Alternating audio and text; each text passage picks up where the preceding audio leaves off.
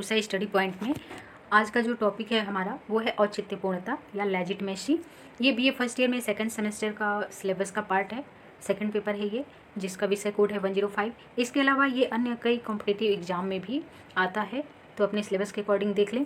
और DDU GKP यानी गोरखपुर विश्वविद्यालय से अफिलिएटेड सभी कॉलेजों में ये सिलेबस मान्य है। तो देखते हैं कि क्या है औचित्यपूर्णता, लेजिटमेसी जो है क्या है।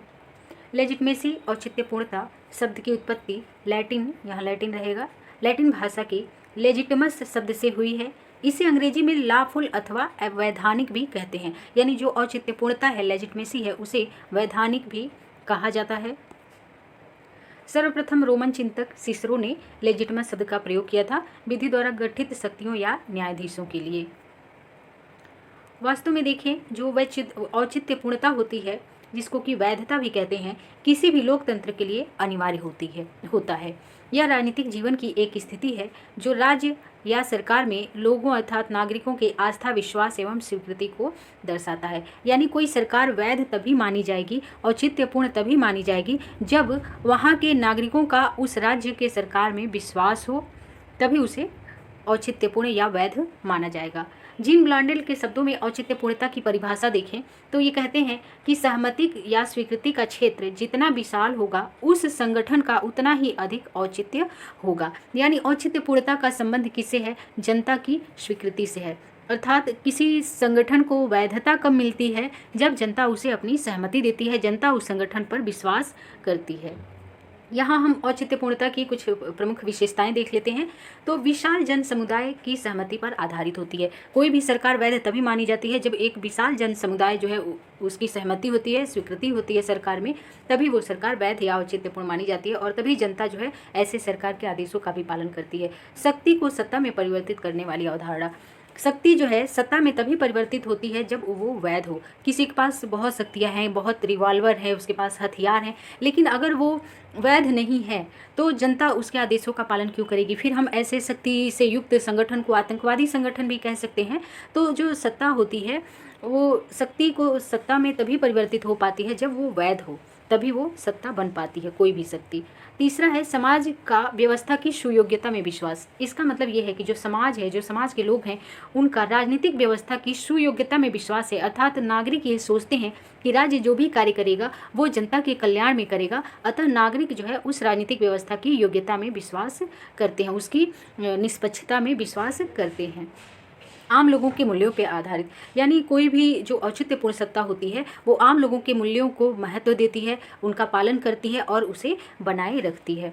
पांचवी जो विशेषता है औचित्यपूर्णता की वो है वैधता का आधार सार्वजनिक कल्याण। यानी कोई भी संस्था, कोई भी राजनीतिक व्यवस्था या संगठन तभी औचित्यपूर्ण मानी जाएगी जब वो सार्वजनिक कल्याण के कार्यों को करे और सार्वजनिक कल्याण की कभी अवहेलना न करे। ऐसा न हो कि वो केवल अपने स्वार्थों की तो पूर्ति कर रहा है लेकिन वो जनता के कल्याण की, सार्वजनिक कल्याण की, पब्लिक वेलफेयर की केयर ही ना करे। तो ऐसी संस्था की जो वैधता होती है वो खत्म हो जाती है, उसकी औचित्यपूर्णता खत्म हो जाती है। यहाँ पे हम देखेंगे औचित्यपूर्णता को अर्जित करने के उपाय क्या क्या हो सकते हैं। तो परिवर्तित परिस्थितियों और विचारों के अनुरूप ढालना, यानी जैसी सामाजिक परिस्थिति है उसके अकॉर्डिंग सरकार को चलना पड़ता है, कार्य करना पड़ता है। जैसी परिस्थिति होती है, जैसे समाज की मांगे होती हैं, उसके अकॉर्डिंग सरकार को काम जो है करना होता है। फिर है परंपरा और राजनीतिक विरासत की रक्षा करना, यानी जो भी परंपराएं समाज में चली आ रही हैं या किसी राज्य में चली आ रही हैं या जो भी राजनीतिक विरासत है उसकी जो है राजनीतिक व्यवस्था द्वारा रक्षा की जाती है। तीसरा है संवैधानिक व्यवस्था की रक्षा करना, यानी जो भी संविधान में व्यवस्थाएं की गई हैं, यानी संविधान के नियमों का पालन करना, उसका उल्लंघन करने पे क्या होगा? वैधता का नाश होगा, हनन होगा। चौथा जो है वो है राजनीतिक व्यवस्था की प्रभावशीलता को बनाए रखना, यानी राजनीतिक व्यवस्था अपनी प्रभावशीलता को बनाए रखे और वो ऐसा तभी कर सकेगी जब वो जनता के विश्वास पर खरी उतरेगी। पांचवा उपाय है सशस्त्र सेना को राजनीतिक निर्णय प्रक्रिया से दूर रखना, यानी कोई भी आप पॉलिटिकल डिसीजन लेते हैं तो ये नहीं कि आप उसे जनता पर, सेना के बल पर, शक्ति के बल पर चाहें तो जनता पे थोप दें, लागू कर दें। तो ऐसी संस्था की वैधता जो है खत्म हो जाती है, वैध नहीं माना जाता ऐसी संस्थाओं को जो बल प्रयोग द्वारा अपने किसी विचार को जनता पे थोपना चाहती हैं, लादना चाहती हैं या जबरदस्ती पालन करवाना चाहती हैं। तो सशस्त्र सेना को राजनीतिक निर्णय प्रक्रिया से दूर रखना चाहिए, तभी किसी संस्था की वैधता बनी रहेगी। अब वैधता का संकट क्यों उत्पन्न होता है, क्यों किसी संस्था की जो है औचित्यपूर्णता पे संकट उत्पन्न होता है? तो नवीन धारणाओं और विचारों तथा अवस्थाओं का जब उदय होता है तो क्या होता है कि कई बार वैधता का संकट उत्पन्न होने लगता है, क्योंकि जो अगर नए युवा हैं तो वो किसी और तरह का कानून चाहते हैं, पुराने चीज़ों में वो बदलाव चाहते हैं, और नहीं होने पे एक तरीके का संकट जो है सत्ता पे भी आने लगता है। दूसरा है परंपरागत तथा नवीन विचारों एवं संस्थाओं में संघर्ष। चूँकि जो युवा हैं वो पढ़ाई करते हैं कई बार विदेशों में, कई बार बड़े बड़े यूनिवर्सिटीज़ में, तो वो नए नए विचारों को जब जानते हैं तो उस तरह की स्वतंत्रता या उस तरह के विचारों का अपने देश में भी वो उन्हें लागू करवाना चाहते हैं, जबकि परंपरागत चीज़ें उससे अलग होती हैं। ऐसे में जब नवीन और परंपरागत विचार मिलते हैं, उनमें टकराव होता है, संघर्ष होता है, तो भी वैधता को संकट उत्पन्न हो जाता है। नवीन समूह का राजनीति में प्रवेश। कोई ऐसा समूह जो है राजनीति में प्रवेश कर गया है, राजनीति में आ जाता है, जो कि मूल्यों की अवहेलना करता है, उल्लंघन करता है, या किसी परंपरा पे चोट करता है, या मान लीजिए जैसे निजीकरण करने की बात हो रही है, इससे सरकारी नौकरियां अगर छीनने लगें तो जनता को क्या लगेगा, ये बात जो है अच्छी नहीं लगेगी। इसी तरह राजनीतिक व्यवस्थाओं में अत्यधिक आकांक्षाओं का जन्म। यदि राजनीतिक व्यवस्था में जो लोग काम करते हैं उनकी आकांक्षाएं अत्यधिक बढ़ जाएं, चाहे वो शक्ति की आकांक्षा हो, चाहे वो धन की आकांक्षा हो, ऐसे में भी वैधता का संकट उत्पन्न हो जाता है, क्योंकि ऐसे में शासक जनता के कल्याण के बारे में न सोचकर अपने कल्याण के बारे में, अपनी उन्नति के बारे में ज़्यादा सोचते हैं।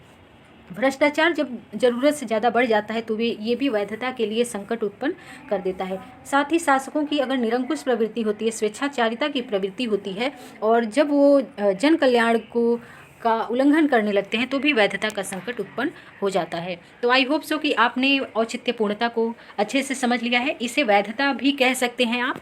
यहाँ कुछ और लाइनें मैं लिख रही हूँ जिससे आपका कॉन्सेप्ट एकदम क्लियर हो जाए कि क्या होती है औचित्यपूर्णता। तो जो औचित्यपूर्णता या वैधता होती है वो राजनीतिक व्यवस्था में जीवन का संचार करती है। यानी कोई राजनीतिक व्यवस्था अगर वैध ना हो तो उसका कोई महत्व नहीं है। किसी भी राजनीतिक व्यवस्था की वैधता तब तक बनी रहती है जब तक वह जनता की आकांक्षाओं की पूर्ति करती है।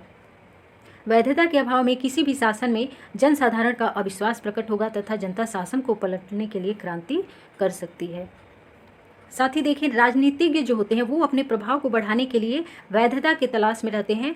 बल, आतंक, दमन आदि का प्रयोग करने पर सत्ता अपनी वैधता खो देती है। तो इस प्रकार वैधता या औचित्यपूर्णता क्या है, वो है राजनीतिक व्यवस्था में जनता का विश्वास, जनता का समर्थन, उनकी आस्था की राजनीतिक व्यवस्था जो भी करेगा सार्वजनिक कल्याण के लिए करेगा, तो यही जो है किसी सत्ता को वैधता प्रदान करता है। आई होप सो कि ये टॉपिक जो है आपका क्लियर हो गया होगा। वीडियो अच्छा लगता है तो लाइक करें और कमेंट भी करें यदि आपका कोई सुझाव हो तो, और चैनल को सब्सक्राइब जरूर करें ताकि मेरा वीडियो सबसे पहले प्राप्त कर सकें।